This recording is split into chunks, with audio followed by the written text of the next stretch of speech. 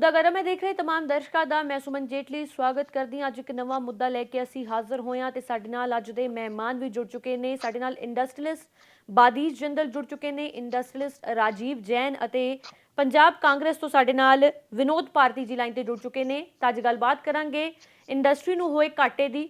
Lockdown ਰਿਹਾ, curfew ਰਿਹਾ, ਇਸ ਦੌਰਾਨ ਰੇਲਾਂ ਵੀ ਬੰਦ ਰਹੀਆਂ ਨੇ। ਤਾਂ ਰੇਲਾਂ ਬੰਦ ਰਹਿਣ ਦੇ ਨਾਲ ਜਾਂ ਇਸ ਕਰਫਿਊ ਜਾਂ ਲੌਕਡਾਊਨ ਦੇ ਨਾਲ ਇਸ ਕਰੋਨਾ ਮਹਾਮਾਰੀ ਦੇ ਕਾਰਨ ਕੀ ਨੁਕਸਾਨ ਇੰਡਸਟਰੀ ਨੂੰ ਝੇਲਣਾ ਪਿਆ ਹੈ, ਕਿਹੜੀਆਂ ਅਣਗਹਿਲੀਆਂ ਜਿਹੜੀਆਂ ਨੇ ਉਹ ਸਰਕਾਰਾਂ ਤੋਂ ਹੋਈਆਂ ਨੇ, ਕਿਹੜੀਆਂ ਕਮੀਆਂ ਰਹਿ ਗਈਆਂ ਸਨ ਜਿਨ੍ਹਾਂ ਨੂੰ ਦੂਰ ਕਰਨਾ ਬੇहद ਲਾਜ਼ਮੀ ਸੀ ਪਰ ਨਹੀਂ ਕੀਤਾ ਗਿਆ।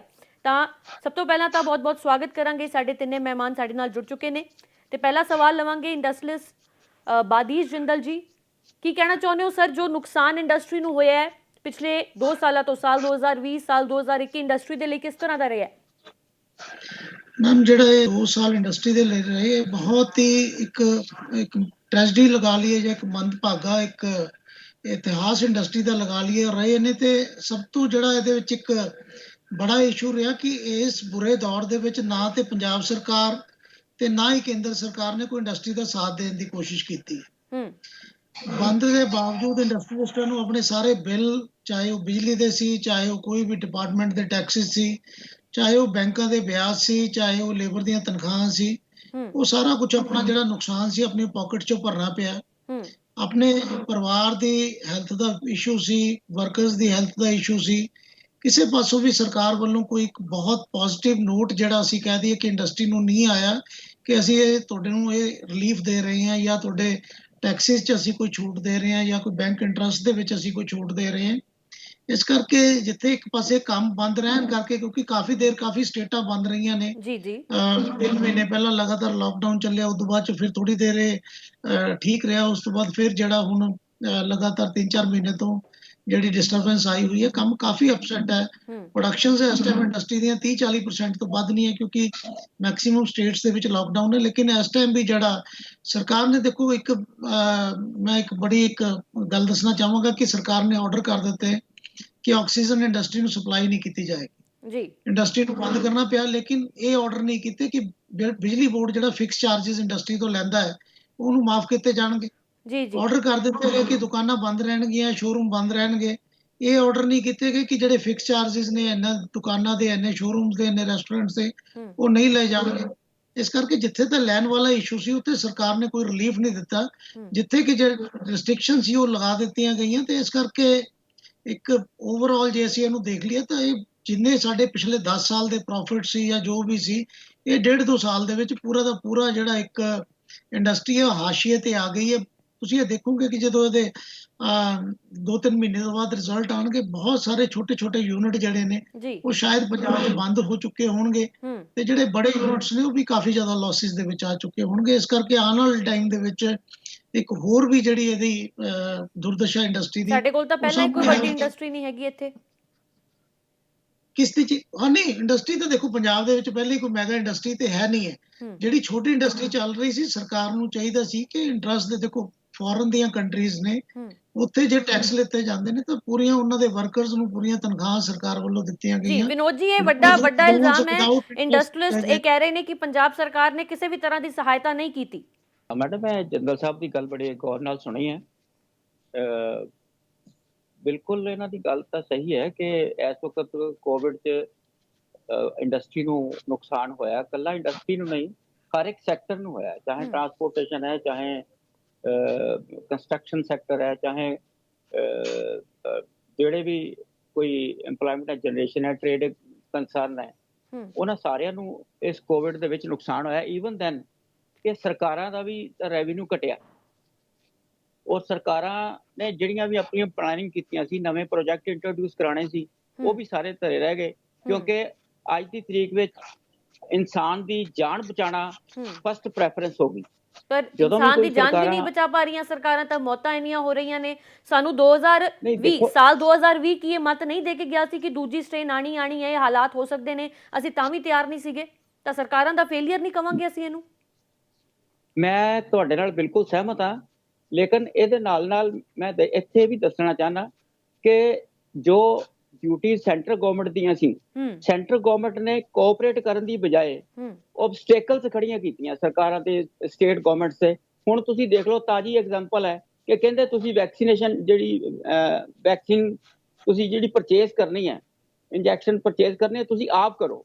ਸੋ ਇਜ਼ ਇਟ ਪੋਸੀਬਲ? ਬਾਹਰਲੀਆਂ ਕੰਪਨੀਆਂ ਨੇ ਨਾ ਕਰਤੀ, ਸਰਕਾਰਾਂ ਸਟੇਟ ਗਵਰਨਮੈਂਟਸ ਉੱਥੇ ਕੀ ਕਰਨ? ਕਿਉਂਕਿ ਸਰਕਾਰ ਜਿਹੜੀ ਸੈਂਟਰ ਗਵਰਨਮੈਂਟ ਹੈ ਉਹਨਾਂ ਦੀ ਆਪਣੀਆਂ ਪਾਲਿਸੀਜ਼ ਹੀ ਕਲੀਅਰ ਨਹੀਂ ਹੈਗੀਆਂ।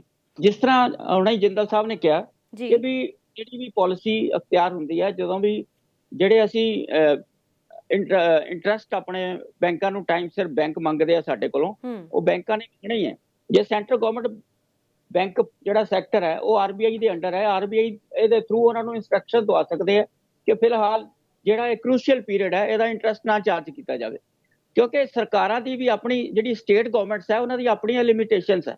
ਜੇ ਉਹ ਲਿਮਿਟੇਸ਼ਨਸ ਨੂੰ ਪਾਰ ਕਰਦੇ ਆ ਉਹ ਤਾਂ ਵੀ ਨੁਕਸਾਨ 'ਚ ਜਾਂਦੇ ਆ। ਲਿਮਿਟੇਸ਼ਨਸ ਵਿੱਚ ਰਹਿ ਕੇ ਉਹ ਆਪਣੀ ਜਿਹੜੀ ਉਹਨਾਂ ਦੀ ਪਾਪੂਲੇਸ਼ਨ ਹੈ, ਜੋ ਉਹਨਾਂ ਦੇ ਸਿਟੀਜ਼ਨਸ ਹੈ, ਜੋ ਉਹਨਾਂ ਦੇ ਨਾਗਰਿਕ ਹੈ, ਉਹ ਉਹਨਾਂ ਦੀ ਡਿਮਾਂਡਸ ਵੀ ਪੂਰੀਆਂ ਕਰਨੀਆਂ ਔਖੀਆਂ ਹੋ ਜਾਂਦੀਆਂ ਉਹਨਾਂ ਨੂੰ। ਪਰ ਵਿਨੋਦ ਜੀ, ਤੁਹਾਨੂੰ ਲੱਗਦਾ ਨਹੀਂ ਕਿ ਮੁੱਖ ਮੰਤਰੀ ਸਾਹਿਬ ਨੂੰ ਇੰਨੀ ਵੱਡੀ ਜਿਹੜੀ ਮੁਸ਼ਕਿਲ ਆਈ ਹੈ ਇੱਕ ਇੰਡਸਟਰੀਲਿਸਟ ਨੂੰ, ਇੰਡਸਟਰੀ ਨੂੰ ਲੈ ਕੇ ਇੰਨੀ ਵੱਡੀ ਮੁਸ਼ਕਿਲ ਤਾਂ ਕਨਵੇ ਕਰਨਾ ਬੇहद ਲਾਜ਼ਮੀ ਸੀ ਕਿ ਇਹ ਦਿੱਕਤਾਂ ਆ ਰਹੀਆਂ ਨੇ, ਇਹ ਲੂਪਸ ਨੇ? ਨਹੀਂ, everything is clear, message has already been conveyed। ਕਿਉਂਕਿ ਇਹਦੇ ਤਾਂ ਕੋਈ ਦੱਸਣ ਵਾਲੀ ਗੱਲ ਹੀ ਨਹੀਂ। ਤੁਸੀਂ ਇਹ ਦੇਖੋ, ਇਸੇ ਚੀਜ਼ ਨੂੰ ਮੱਦੇਨਜ਼ਰ ਰੱਖਦੇ ਹੋਏ ਜਿੰਦਲ ਸਾਹਿਬ ਮੇਰੇ ਬਹੁਤ ਅੱਛੇ ਦੋਸਤ ਹੈ ਔਰ ਇਹ ਇਸ ਗੱਲ ਨਾਲ ਸਹਿਮਤ ਹੋਣਗੇ। ਪਰਸੋਂ ਹੀ ਟ੍ਰਿਬਿਊਨ 'ਚ ਇੱਕ ਨਿਊਜ਼ ਹੈ ਕਿ ਜਿਹੜੀ ਰੇਟਸ ਹੈ ਇਲੈਕਟ੍ਰਿਸਿਟੀ ਦੇ, ਇਹਨਾਂ ਨੂੰ ਸਰਕਾਰ ਰਿਡਿਊਸ ਕਰਨ ਬਾਰੇ ਮੀਟਿੰਗ ਸੱਦ ਰਹੀ ਹੈ ਜਲਦੀ, ਔਰ ਉਹ ਜਲਦੀ ਫੈਸਲਾ ਹੋ ਜਾਏਗਾ।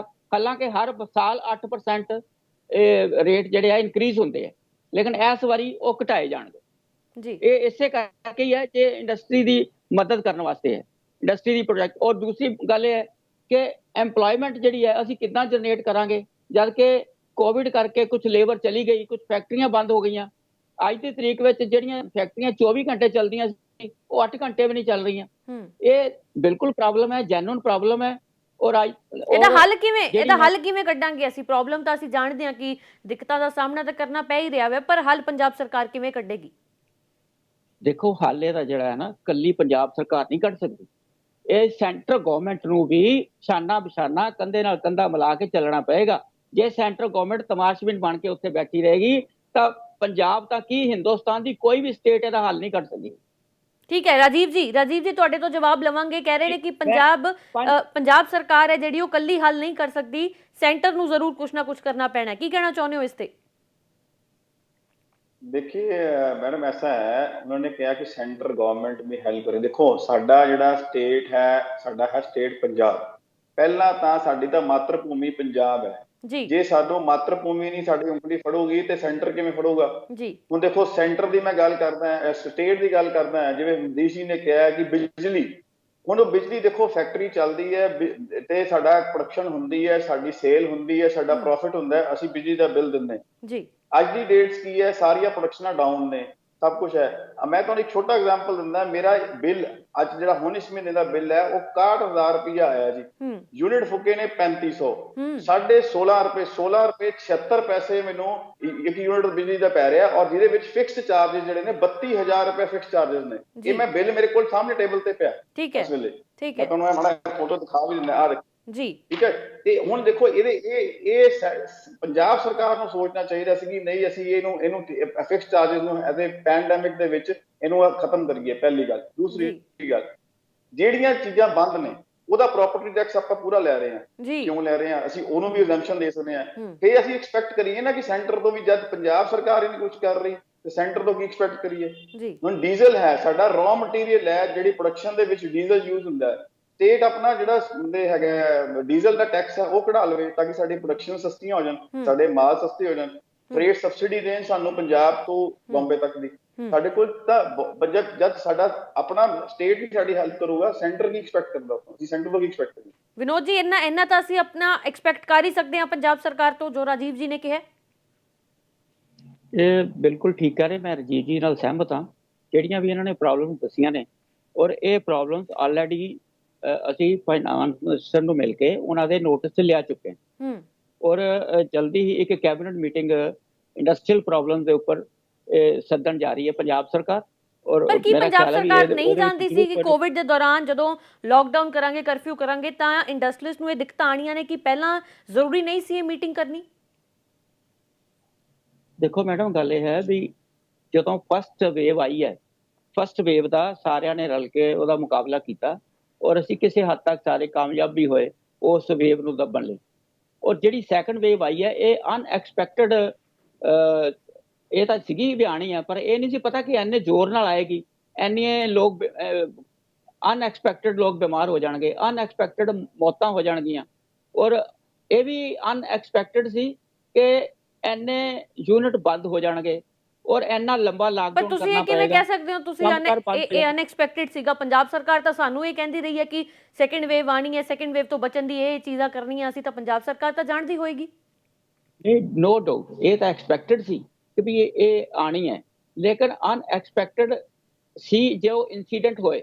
ਔਰ ਦੂਸਰੀ ਗੱਲ ਇਹ ਕਿ ਜਦੋਂ ਸੈਂਟਰ ਗਵਰਨਮੈਂਟ ਨੂੰ ਕਿਹਾ ਗਿਆ ਕਿ ਵੀ ਸਾਨੂੰ ਵੈਕਸੀਨੇਸ਼ਨ ਅਪਲਾਈ ਕਰੋ, ਜਦੋਂ ਉਹਨਾਂ ਨੇ ਉਹ ਸਪਲਾਈ ਕਰਨੀ ਸੀ 5 ਕਰੋੜ ਦੇਸ਼ ਵਿੱਚ ਲੱਗੀ, 6 ਕਰੋੜ ਉਹਨਾਂ ਨੇ ਐਕਸਪੋਰਟ ਕਰਤੀ। ਉਹ ਕਿੱਥੇ ਰਹੇ? ਆਕਸੀਜਨ ਐਕਸਪੋਰਟ ਕਰਤੀ। ਇਹ ਸਾਰਾ ਜਿਹੜਾ ਘਾਟਾ ਹੈ ਇਹ ਸਾਰੀਆਂ ਸਟੇਟਾਂ ਨੂੰ ਸਹਿਣਾ ਪਿਆ।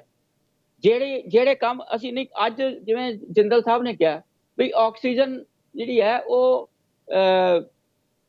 ਇੰਡਸਟਰੀਅਲ ਨੂੰ ਬੰਦ ਕਰ ਦਿੱਤੀ ਗਈ ਔਰ ਇੰਡਸਟਰੀਅਲ ਨੂੰ ਮੈਡੀਕਲ ਆਕਸੀਜਨ ਬਣਾ ਕੇ ਉਹ ਉਧਰ ਸਪਲਾਈ ਕਰਨੀ ਪਈ। ਜੇ ਅਸੀਂ ਆਕਸੀਜਨ ਵੀ ਐਕਸਪੋਰਟ ਨਾ ਕਰਦੇ, ਵੈਕਸੀਨੇਸ਼ਨ ਐਕਸਪੋਰਟ ਨਾ ਕਰਦੇ, ਹੋ ਸਕਦਾ ਇਹ ਪੋਜੀਸ਼ਨ ਨਾ ਹੁੰਦੀ। ਜਿਹੜੀਆਂ ਇਹ ਠੀਕ ਹੈ ਵੀ ਪ੍ਰੋਬਲਮਸ ਹੈਗੀਆਂ, ਸਾਡੀ ਇੰਡਸਟਰੀ ਦੀਆਂ ਪ੍ਰੋਬਲਮਸ ਹੈਗੀਆਂ ਔਰ ਸਿੰਸੀਅਰਲੀ ਟਰੂਲੀ ਅਸੀਂ ਉਹ ਪ੍ਰੋਬਲਮ ਜਿਹੜੀਆਂ ਉਹ ਹੱਲ ਕਰਨਾ ਚਾਹੁੰਦੇ ਆ, ਲੇਕਿਨ ਸੈਂਟਰ ਗਵਰਨਮੈਂਟ ਵੀ ਸਾਨੂੰ ਕੋਆਪਰੇਟ ਨਹੀਂ ਕਰ ਰਹੀ। ਬਦੀਸ਼ ਜੀ ਤੁਹਾਡੇ ਤੇ ਆਵਾਂਗੇ। ਜੀ ਠੀਕ ਹੈ, ਤੁਸੀਂ ਜਿਹੜਾ ਸਾਰਾ ਸਿਰ ਹੈ ਉਸ ਕੇਂਦਰ ਸਰਕਾਰ ਦੇ ਸਿਰ ਮੜ ਰਹੇ ਹੋ। ਬਦੀਸ਼ ਜੀ ਤੁਹਾਡੇ ਤੇ ਆਵਾਂਗੇ। ਪਿਛਲੇ ਸਾਲ 2020 ਦੇ ਵਿੱਚ ਅਸੀਂ ਦੇਖਿਆ ਕਿ ਜਿਹੜੇ ਪ੍ਰਵਾਸੀ ਸੀਗੇ, ਜਿਹੜੀ ਸਾਡੀ ਲੇਬਰ ਸੀ, ਉਹ ਆਪੋ ਆਪਣੀ ਜਿਹੜੀ ਹੈ ਸੂਬਿਆਂ ਨੂੰ ਚਲੀ ਗਈ, ਤਾਂ ਕੀ ਉਹ ਲੇਬਰ ਵਾਪਸ ਆਈ ਹੈ? ਕਿ ਜਿੰਨੀ ਲੇਬਰ ਪਹਿਲਾਂ ਕੰਮ ਕਰ ਰਹੀ ਸੀ ਓਨੀ ਲੇਬਰ ਕਰ ਰਹੀ ਹੈ ਕੰਮ? ਜੇ ਘੱਟ ਲੇਬਰ ਕੰਮ ਕਰ ਰਹੀ ਹੈ ਤਾਂ ਕੀ ਜਿਹੜਾ ਮਿਹਨਤਾਨਾ ਉਹਨਾਂ ਨੂੰ ਮਿਲਦਾ ਸੀ ਉਹ ਜ਼ਿਆਦਾ ਦੇਣਾ ਪੈ ਰਿਹਾ ਉਹਨਾਂ ਨੂੰ? ਹੋਰ ਕੀ ਦਿੱਕਤਾਂ ਆ ਰਹੀਆਂ ਨੇ? ਭਾਰਤੀ जी का ਜਿਹੜਾ ਦਿਲ ਹੈ ਉਹ ਇੰਡਸਟਰੀ ਨਾਲ ਹੀ ਹੈ, लेकिन वो कहते कुछ तो मजबूरियां रही होंगी, यूं कोई बेवफा नहीं होता। कई बार कोई पॉलिटिकल कंपल्शनस ਹੁੰਦੀਆਂ ਨੇ ਜੀ। ਦਿੱਕਤ ਇਹ ਹੈ ਕਿ ਦੇਖੋ ਪਿਛਲੀ ਵਾਰ ਜਦੋਂ ਫਸਟ ਲਾਕਡਾਊਨ ਹੋਇਆ ਤਾਂ ਕੈਪਟਨ ਸਾਹਿਬ ਨੇ ਸਟੇਟਮੈਂਟ ਦੇ ਦਿੱਤੀ ਕਿ 2 ਮਹੀਨੇ ਦੇ ਜਿਹੜੇ ਫਿਕਸ ਚਾਰजेस ਆ ਅਸੀਂ ਨਹੀਂ ਲਵਾਂਗੇ ਜੀ। ਬਾਅਦ ਚੋਂ ਜਿਹੜੇ ਰੈਗੂਲੇਟਰੀ ਕਮਿਸ਼ਨ ਨੇ ਕਹਿ ਦਿੱਤਾ ਕਿ ਇਹ ਛੱਡੇ ਨਹੀਂ ਜਾਣਗੇ ਤੇ ਉਹ ਪੂਰੇ ਦੇ ਪੂਰੇ ਜਿਹੜੇ ਨੇ ਉਹ ਬੰਦ ਲਾਕਡਾਊਨ ਦੇ ਕਰੋੜਾਂ ਦੇ ਬਿੱਲ, ਅਰਬਾਂ ਦੇ ਬਿੱਲ ਜਿਹੜੇ ਇੰਡਸਟਰੀ ਦੇ ਸਿਰ ਪਾ ਦਿੱਤੇ ਗਏ। ਬਿਲਕੁਲ ਪਾਈ ਨੇ। ਇਸ ਕਰਕੇ ਉਹਨਾਂ ਨੂੰ ਲਿੱਤਾ ਗਿਆ। ਉਸ ਤੋਂ ਬਾਅਦ ਆਪਾਂ ਕਹੀਏ ਕਿ ਸਰਕਾਰ ਕਹਿ ਰਹੀ ਹੈ ਕਿ ਰੈਵਨਿਊ ਦੀ ਕਮੀ ਹੈ। ਇਸ ਵਾਰ ਜਿਹੜਾ ਪਿਛਲੇ ਮਹੀਨੇ ਦਾ ਰਿਕਾਰਡ ਰੈਵਨਿਊ ਜਿਹੜਾ ਹੋਇਆ ਅੱਜ ਤੱਕ ਦੀ ਹਿਸਟਰੀ ਦਾ, ਜੀਐਸਟੀ ਦਾ ਰੈਵਨਿਊ ਹੈ। ਪੈਟਰੋਲ ਡੀਜ਼ਲ ਦੇ ਰੇਟ ਜਿਹੜੇ ਨੇ ਉਹ 80-90 ਰੁਪਏ ਹੋ ਗਏ ਨੇ ਤੇ ਸਰਕਾਰਾਂ ਦੇ ਜਿਹੜੇ ਟੈਕਸ ਨੇ ਉਹ ਇੰਨੇ ਖਜ਼ਾਨੇ ਭਰੇ ਹੋਏ ਨੇ ਕਿ ਸਰਕਾਰ 6-7 ਹਜ਼ਾਰ ਦੀਆਂ ਜਿਹੜੀਆਂ ਨਵੀਆਂ ਸਾਮੀਆਂ ਅਨਾਉਂਸ ਕਰ ਰਹੀ ਹੈ। ਸ਼ਗਨ ਸਕੀਮ ਨੂੰ ਇਲੈਕਸ਼ਨ ਆ ਰਹੇ ਨੇ, 11,000 21,000 ਤੋਂ ਵਧਾ ਕੇ 52,000 ਕਰਨ ਲਈ ਪੈਸੇ ਨੇ। ਇਲੈਕਸ਼ਨ ਆ ਗਏ ਨੇ 4 ਸਾਲ ਬਾਅਦ ਤੇ ਸਰਕਾਰ ਨੂੰ ਬਿਜਲੀ ਦੇ ਰੇਟ ਘਟਾਣੇ ਵੀ ਯਾਦ ਆ ਗਏ ਨੇ। ਇਸ ਕਰਕੇ ਜਿਹੜਾ ਡੀਏ ਦੇਣਾ ਵੀ ਸਰਕਾਰ ਨੂੰ ਹੁਣ ਵਧਾਉਣਾ ਯਾਦ ਆ ਗਿਆ ਕਿਉਂਕਿ ਇਲੈਕਸ਼ਨ ਆ ਗਏ ਨੇ। ਸਿਰਫ ਇੰਡਸਟਰੀ ਲਈ ਕੁਝ ਕਰਨਾ ਯਾਦ ਨਹੀਂ ਆ ਜੀ। ਕਾਰਨ ਇਹ ਹੈ ਕਿ ਅਸੀਂ ਮੰਨਦੇ ਹਾਂ ਕਿ ਇੰਡਸਟਰੀ ਦਾ ਜਿਹੜਾ ਵੋਟ ਬੈਂਕ ਹੈ ਥੋੜਾ ਜਿਹਾ ਡਿਬੇਟਿੰਗ ਹੈ। ਇਸ ਕਰਕੇ ਜਿਹੜਾ ਪ੍ਰੋਪਰ ਨਾ ਤੇ ਅੱਜ ਤੱਕ ਇੰਡਸਟਰੀ ਨੂੰ ਕੋਈ ਧਿਆਨ ਦਿੱਤਾ ਗਿਆ ਸਰਕਾਰ ਵੱਲੋਂ ਤੇ ਨਾ ਹੀ ਅਸੀਂ ਮੰਨਾਂਗੇ ਕਿ ਸ਼ਾਇਦ ਕੇਂਦਰ ਸਰਕਾਰ ਨੇ ਜਿੰਨਾ ਇਗਨੋਰ ਕੀਤਾ ਉਸ ਤੋਂ ਬਾਅਦ ਸ਼ਾਇਦ ਸਟੇਟ ਗਵਰਨਮੈਂਟ ਨੇ ਇਗਨੋਰ ਕੀਤਾ। ਬਿਲਕੁਲ ਕੀਤਾ। ਲੇਬਰ ਨੂੰ ਲੈ ਕੇ ਕੀ ਦਿੱਕਤ ਆਈ ਹੈ? ਕਿਉਂਕਿ ਜੀ ਹਾਂਜੀ, ਲੇਬਰ ਨੂੰ ਲੈ ਕੇ ਕੀ ਦਿੱਕਤ ਆਈ ਹੈ? ਵਰਕਰਸ ਦੀ ਦਿੱਕਤ ਇਹ ਹੈ ਕਿ ਦੇਖੋ ਜਿਹੜੇ ਸਾਡੇ ਵਰਕਰਸ ਨੇ ਉਹ ਸਾਨੂੰ ਰੱਖਣੇ ਹੀ ਪੈਣੇ ਆ। ਉਹਨਾਂ ਦੀਆਂ ਸੈਲਰੀਜ਼ ਉਹ ਸਾਡੀ ਲਾਇਬਿਲਿਟੀਜ਼ ਨੇ ਜੀ। ਅੱਜ ਅਸੀਂ ਫੈਕਟਰੀ ਆਪਣੀ 2 ਘੰਟੇ ਚਲਾਈਏ ਜਾਂ 8 ਘੰਟੇ ਚਲਾਈਏ, ਸਾਨੂੰ ਉਹਨਾਂ ਨੂੰ 8 ਘੰਟੇ ਦੀ ਤਨਖਾਹ ਜਿਹੜੀ ਮਿਨੀਮਮ ਉਹ ਦੇਣੀ ਪਏ ਜੀ। ਇਸ ਕਰਕੇ 90% ਇੰਡਸਟਰੀਆਂ ਜਿਹੜੀਆਂ ਪੰਜਾਬ ਦੀਆਂ ਨੇ ਅੱਜ ਵਿਹਲੇ ਬਿਠਾ ਕੇ ਆਪਣੇ ਵਰਕਰਸ ਨੂੰ 2 ਮਹੀਨੇ ਹੋ ਗਏ ਪੈਸੇ ਦਿੰਦੀਆਂ ਔਰ ਸਟੇਟਾਂ ਕਈ ਬੰਦ ਨੇ। ਅੱਜ ਪੂਰੀ ਦੀ ਪੂਰੀ ਜੇ ਲੁਧਿਆਣੇ ਦੀ ਟੈਕਸਟਾਈਲ ਇੰਡਸਟਰੀ ਦੀ ਗੱਲ ਕਰ ਲਈਏ, ਨੈਟਵੇਅਰ ਇੰਡਸਟਰੀ ਦੀ ਗੱਲ ਕਰ ਲਈਏ, ਸਪੋਰਟਸ ਗੁੱਡਸ ਇੰਡਸਟਰੀ ਦੀ ਗੱਲ ਕਰ ਲਈਏ ਤਾਂ ਲਗਭਗ ਹਾਸ਼ੀਏ ਤੇ ਆਈ ਹੋਈ ਇੰਡਸਟਰੀ ਹੈ ਜਿਹਦੇ 'ਚ ਕੰਮ 2 ਘੰਟੇ ਨਹੀਂ ਹੋ ਰਿਹਾ ਤੇ ਜਿਹੜੇ ਖਰਚੇ ਨੇ ਉਹ ਚਾਹੇ ਉਹ ਫਿਕਸ ਚਾਰजेस ਨੇ ਉਹ 8-8 10-10 24-24 ਘੰਟੇ ਦੇ ਜਿਹੜੇ ਪੈ ਰਹੇ ਨੇ। ਉਸੇ ਤਰ੍ਹਾਂ ਸਟੀਲ ਇੰਡਸਟਰੀ ਦੀ ਗੱਲ ਕਰ ਲਈਏ, ਫਰਨਸਾਂ ਜਿਹੜੀਆਂ ਨੇ ਉਹ ਇਸ ਟਾਈਮ ਲਾਸਿਸ ਦੇ ਉੱਪਰ ਜਾਣੀਆਂ ਸ਼ੁਰੂ ਹੋ ਗਈਆਂ ਕਿਉਂਕਿ ਉਹਨਾਂ ਨੂੰ ਆਕਸੀਜਨ ਨਾ ਮਿਲਣ ਕਰਕੇ ਬਹੁਤ ਸਾਰੀਆਂ ਜਿਹੜੀਆਂ ਰੋਲਿੰਗ ਮਿਲਾਂ ਪਿੱਛੇ ਬੰਦ ਹੋ ਗਈਆਂ। ਉਸ ਤੋਂ ਬਾਅਦ ਬਾਈਸਾਈਕਲ ਦਾ ਇੱਕ ਬੂਮ ਆਇਆ ਸੀ ਪਿਛਲੇ 2 ਮਹੀਨੇ ਤੋਂ। ਬਾਈਸਾਈਕਲ ਇੰਡਸਟਰੀ ਦੀ ਵੀ ਜਿਹੜੀ ਪ੍ਰੋਡਕਸ਼ਨ ਹੈ ਉਹ 40% ਤੋਂ ਵੱਧ ਨਹੀਂ ਹੈ। ਓਵਰਆਲ ਮਿਲਾ ਕੇ ਦੇਖ ਲਈ ਤਾਂ ਪੂਰੀ ਇਕਨੋਮੀ ਇਸ ਟਾਈਮ ਜਿਹੜੀ ਹੈ ਉਹ ਸਾਡੀ ਕੰਮ ਕਰ ਰਹੀ ਹੈ 30 ਤੋਂ 40%, ਲੇਕਿਨ ਜਿਹੜੇ ਸਾਡੇ ਤੇ ਖਰਚੇ ਪੈ ਰਹੇ ਨੇ ਜਾਂ ਟੈਕਸ ਪੈ ਰਹੇ ਨੇ ਉਹ ਪੈ ਰਹੇ ਨੇ 100%।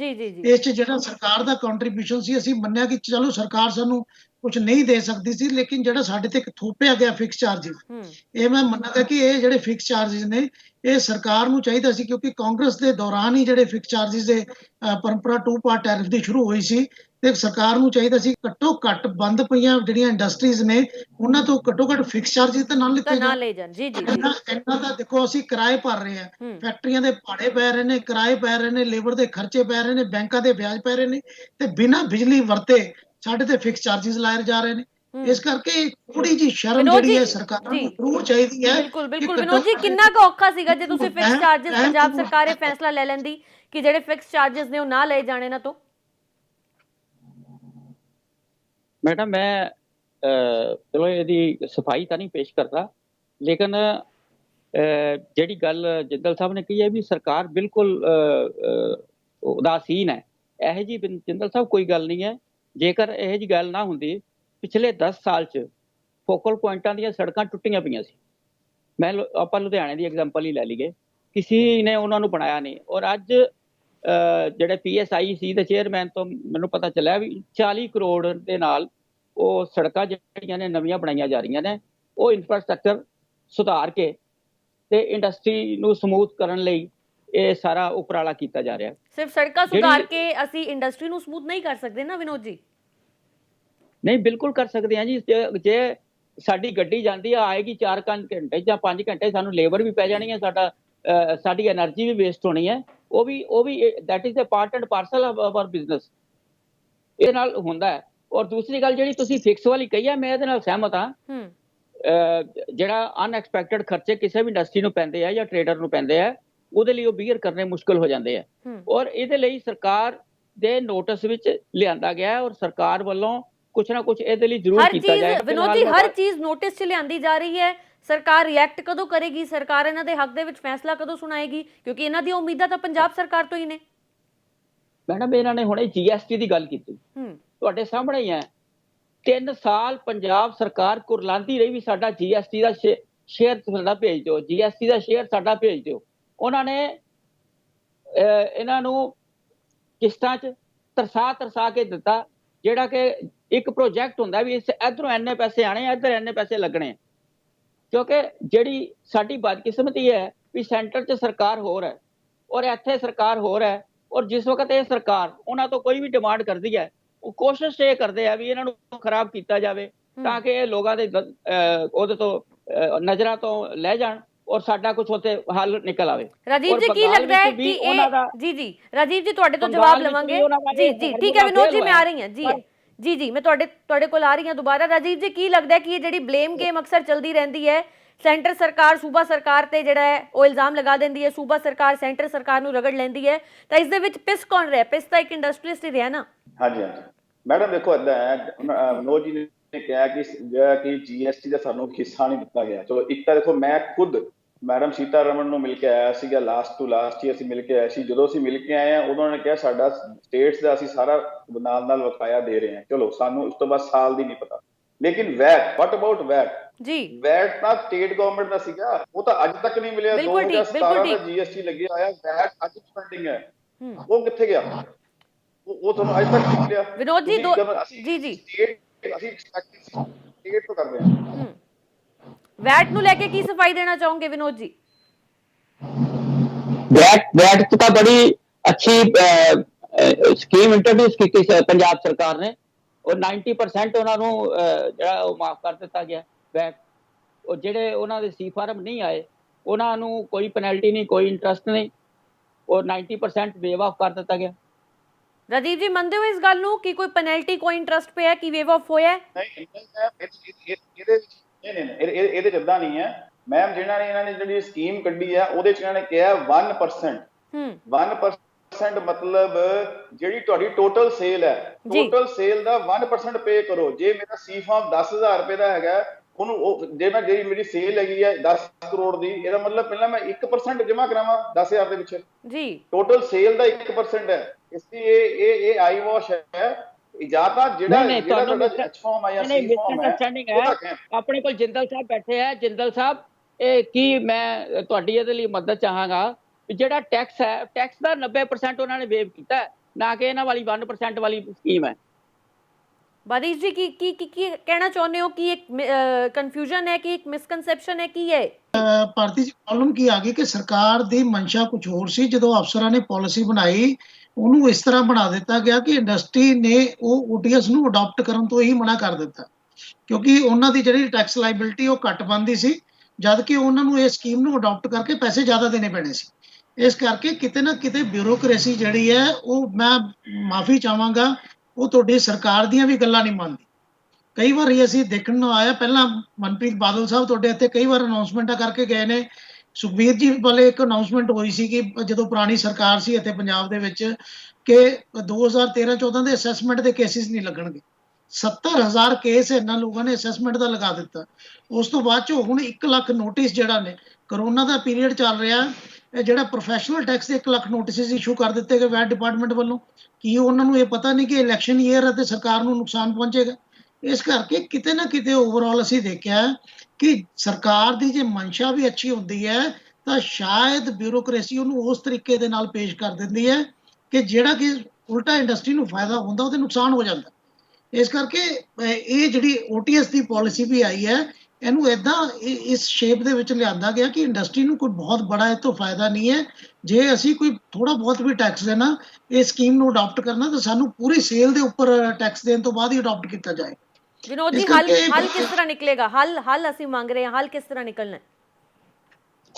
ਦੇਖੋ, ਜਿਸ ਤਰ੍ਹਾਂ ਹੁਣ ਜਿੰਦਲ ਸਾਹਿਬ ਨੇ ਮੇਰੇ ਨੋਟਿਸ 'ਚ ਇੱਕ ਗੱਲ ਲਿਆਂਦੀ ਹੈ ਵੀ ਇਹ ਸ਼ਾਇਦ ਕੋਈ ਮਿਸਕਨਸੈਪਟ ਹੈ ਜੀ, ਪਰ ਜਿਹੜੀ ਸਕੀਮ ਸੀ ਉਹ ਇਹੀ ਸੀ ਵੀ ਜੇ ਤੁਹਾਡਾ ਲੱਖ ਰੁਪਏ ਟੈਕਸ ਬਣਦਾ ਹੈ ਤਾਂ 90% ਉਹਦੇ 'ਚੋਂ ਵੇਵ ਹੋਊਗਾ, ਤੁਸੀਂ 10% ਦਿਓਗੇ, ਤੁਹਾਡੀ ਅਸੈਸਮੈਂਟ ਹੋ ਜਾਏਗੀ। That was the purpose of this scheme. ਤੇ ਜੇਕਰ ਇਹਦੇ ਵਿੱਚ ਕੋਈ ਮਿਸਕਨਸੈਪਟ ਹੋਈ ਹੈ ਤਾਂ ਇਹਦੇ 'ਚ ਕਰੈਕਸ਼ਨ ਕਰਵਾਈ ਜਾਏਗੀ। ਠੀਕ ਹੈ, ਬਹੁਤ ਧੰਨਵਾਦ। ਅਸੀਂ ਇਹੀ ਉਮੀਦ ਕਰਦੇ ਹਾਂ ਕਿ ਇਸ ਮਸਲੇ ਤੇ ਚਰਚਾ ਕਰਨ ਤੋਂ ਬਾਅਦ ਪੰਜਾਬ ਸਰਕਾਰ ਤੱਕ ਅਸੀਂ ਜਿਹੜੇ ਇੰਡਸਟਰੀਜ਼ ਨੇ ਉਹਨਾਂ ਦੇ ਜਿਹੜੇ ਸੁਨੇਹੇ ਪਹੁੰਚਾਉਣਾ ਚਾਹੁੰਦੇ ਹਾਂ, ਹੱਲ ਦੀ ਉਮੀਦ ਕਰ ਰਹੇ ਹਾਂ, ਉਹ ਹੱਲ ਜ਼ਰੂਰ ਨਿਕਲੇ। ਅਸੀਂ ਕੱਲ ਇੱਕ ਵਾਰ ਫਿਰ ਤੋਂ ਨਵਾਂ ਮੁੱਦਾ ਲੈ ਕੇ ਹਾਜ਼ਰ ਹੋਵਾਂਗੇ। ਬਹੁਤ ਬਹੁਤ ਧੰਨਵਾਦ ਸਾਡੇ ਜਿਹੜੇ ਗੈਸਟ ਅੱਜ ਸਾਡੇ ਨਾਲ ਜੁੜੇ ਨੇ, ਰਾਜੀਵ ਜੀ, ਬਾਦੀਸ਼ ਜੀ, ਵਿਨੋਦ ਜੀ। ਕੱਲ ਦੇ ਮਸਲੇ ਦੇ ਲਈ ਤੁਸੀਂ ਫਿਰ ਸਾਡੇ ਨਾਲ ਜੁੜੇ ਰਹੋ। ਫਿਲਹਾਲ ਲਈ ਮੈਨੂੰ ਦਿਓ ਇਜਾਜ਼ਤ। ਧੰਨਵਾਦ।